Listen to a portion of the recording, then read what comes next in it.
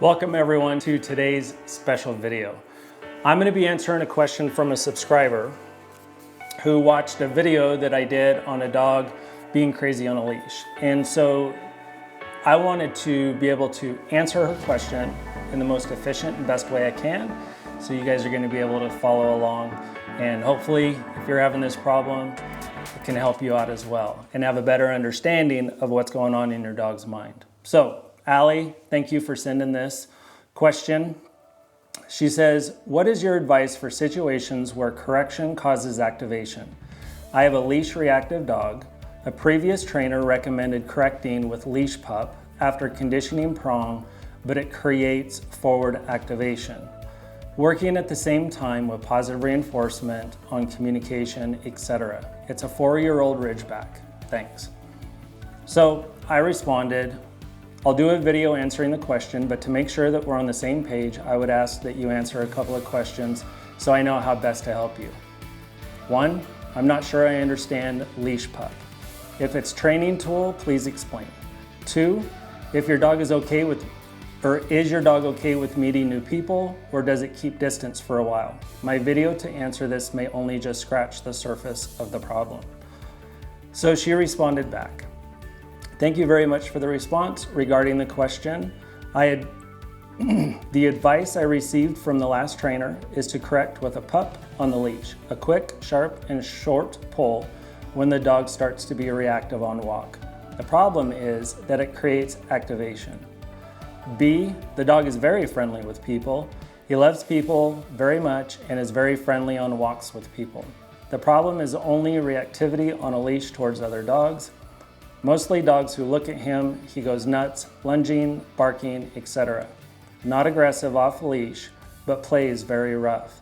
And when he sees other dogs walk, or when he sees other dog on walk, every movement with leash, correction, attempt to give a command creates activation and escalation forward and worsens the reactivity. Thank you.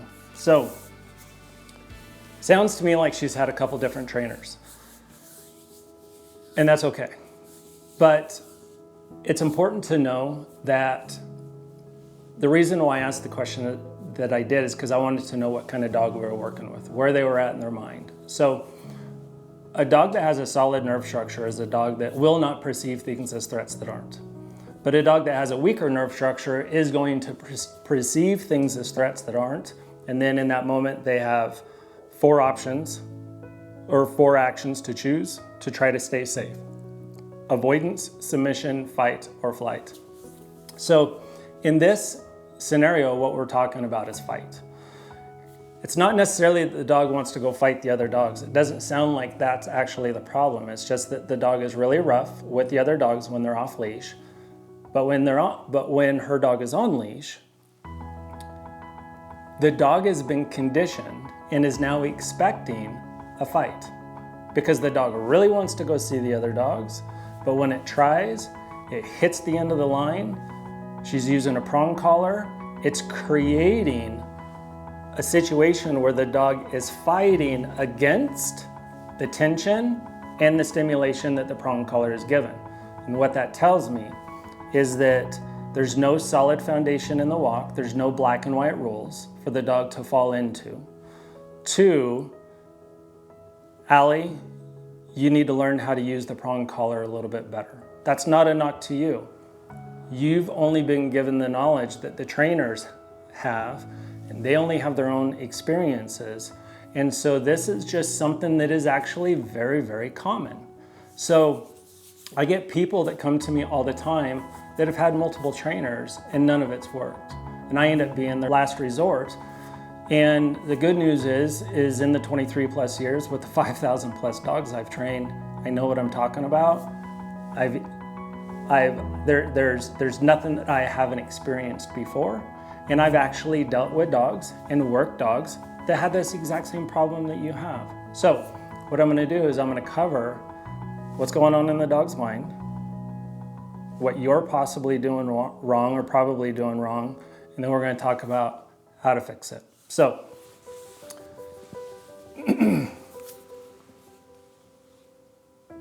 it's important to know that that we have to be able to understand what it is we're dealing with as far as the dog, because as a trainer or a handler, we have to be what the dog needs us to be in the moment. So right now we're talking about one specific type of moment. We're talking about the dog seeing another dog and instantly expecting that there, like I said before, there's going to be a fight at the end of the line. When your dog is anticipating something like that, and then it happens, all you're doing is proving them right. So there's a couple things. When a dog has this on him, it's just a regular collar. Everything is as normal it gets. It's no different than a nylon collar when they're wearing it. But once they have it on, we do that, it creates stimulation. It creates a pinch all the way around the neck, which is negative correction. It's no different than a dog physically correcting another dog with their mouth. That's all it's mimicking. So when the dog is pulling and fighting at the end of the line, and this is happening, that's constant pressure. And it's also something that allows your dog to fight against. So when I talk to my clients about that, and they're in front of me, I tell them to stand up, don't move their feet. I have them put their arm out and I start pressing against their fist. And I tell them don't move their feet. And when they do that, now I gave them a will, right? I gave them something to do, which is stand your ground. So when I start pushing, they start pushing back. It causes opposition reflex. So anytime there's constant tension on this line, it's actually causing opposition reflex in your dog to want to fight against it. This collar is only a communication device that allows us to be able to speak their language. It's like a translator. So the pop corrections that you're giving, that may be all good, but it also could come down to how hard you're doing it. You can see I can do this pretty hard on my leg. It's not a big issue. But when you're doing it to a dog, if you're not correcting your dog enough, which means that your dog doesn't ultimately care about it, then that's like, smacking somebody's hand for reaching for the dessert. And they're like, I don't care about that. And so they just keep going for the dessert and you just keep smacking the hand, right? But our goal is to be able to get away from corrections. So we got to find the correction that's just enough that the dog wants to avoid.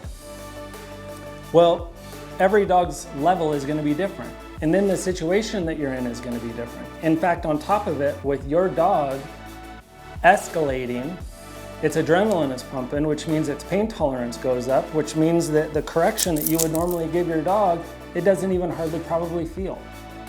But when it starts fighting at the end of the line, maybe it's biting at the leash, whatever it is, that's what I mean by the dog fighting the situation. So don't prove your dog right in those situations. What you need to do is you need to solidify having a good solid walk on the left side.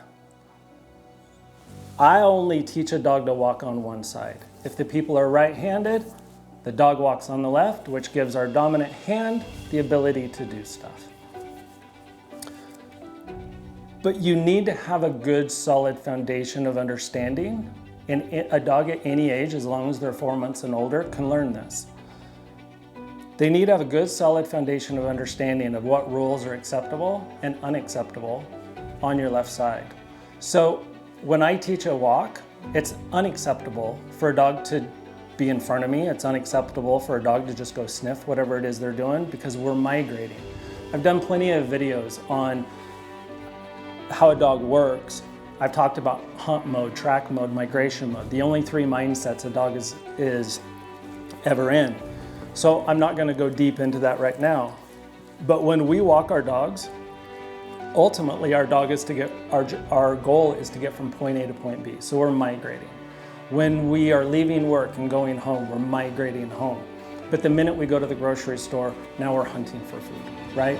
So when you're walking your dog, I'm assuming that you're doing it because you want to be out with your dog and you want to enjoy the time with your dog, which means that you need to quit letting your dog go see other dogs, because a dog doesn't understand our intention. Every time a dog sees another dog, they have to figure out hierarchy. And so some dogs are not very dominant dogs, and that's great. They can a lot of times play with any dog. But if you have a dog that has any type of level of dominance on it, it's going to want to establish its dominance as soon as possible. If the other dog is also a dominant dog, that's where you get your squabbles and your fights. So to go back to the fighting at the end of the line, we need to have good solid foundation of the walk on our left. And if it's something that's really important to you, I highly recommend that you go to my Patreon page. The link will be in the description. And for the price of one private lesson, you can do my whole 4-week training program, which allows you to do the down command, the here command, and the walk. Those are 3 commands that allow you total control in any situation you're in, on leash and off leash. So now, if you have that, and you may already have a fairly good structure here on your left or on your right, depending on which side you're doing, number one most important thing, quit letting your dog go play with other dogs. If your dog gets to the point where it's like, I'm never getting at that dog, therefore it's never working, it's never benefiting the dog, your dog will stop trying. Also, it's okay for other people to pet your dog, but if it's causing an issue with your dog where then you're having to correct it, and I'm going to be doing another video on this of how to properly let somebody else pet your dog, but that's going to be completely up to you. When I walk dogs, there's only a select few people that I let pet my dogs, and it's mainly children, because I want to be able to teach them how to properly pet a strange dog. But when it comes to adults, I got the dog for me. I didn't get the dog for anybody else. And if it's going to cause a problem later on, because now all of a sudden my dogs are paying attention to everybody in the world but me, then I want to avoid that. So, but when we have friends and family come over to the house, you know, they can pet them all they want. So anyways, when your dog is starting to act like this and fighting at the end of the line and creating that pressure, it's really important. Do what you can to release that tension. Because if there's nothing to fight against, your dog won't fight. But what you can also do is that, one, if it's somebody that's having their dog come to yours, tell them to keep their dog back. You can be nice about it. Please keep your dog back. My dog is working. Thank you very much, and be gone. Don't allow there to be a conversation or explanation, or let them ask questions. Say, I would love it if our dogs could play right now, but my dog is working, and keep walking. That's the very best thing you can do. If you don't want a stranger petting your dog, say, you know what, thank you very much for asking, but he's working right now, have a great day. As you continue walking. So you're edifying them, you're thanking them, and you're letting them know why right now is not acceptable. So, but when your dog is starting to fight, I want you to not say anything to your dog. If you're not going to move, you need to pull. If the tension is pulled, release it. We have a 6-foot leash for a reason. I recommend that you have a 6-foot leash. But when your dog starts really fighting that line, we need to release tension. And as that's happening, if you can, in that environment, as long as you're staying calm, you're staying still, because emotion's not allowed in handling a dog in that type of situation. What you're doing is you're helping calm the dog's brain, because they're not able to fight against anything, and it will calm faster. And you're not giving it commands, you're not correcting it purposefully. If it hits the end of the line, it's correcting itself. We need to avoid that as much as possible. And then if it is possible Once your dog's starting to do what it is you don't want, you need to alter your direction and let the dog know that you're taking it away from that. Now, if your dog is escalating in the beginning of you taking off, do not add to the stimulation. You can pull your dog and then manhandle your dog up to you just a little ways, release tension, and bite. Come on, come on. Invite your dog to your side. That's when you're gonna use your voice. And it's always gonna be a A, B, C, D, F, G. It's always gonna be a good one. Come on, buddy. And just go. Your dog is gonna start to learn that that behavior of trying to get away and that there's going to be that struggle. When you eliminate that, eliminate the tension that's causing the struggle in the first place, eliminate the command, whatever verbal command you're giving, when you eliminate that, then it's gonna start helping. It's gonna start changing the way your dog sees those situations. Now, if this was helpful, please let me know. 2, if you wanna go into it further, message me, we'll get together and we'll talk some more. I do lessons all the time with people over video chat.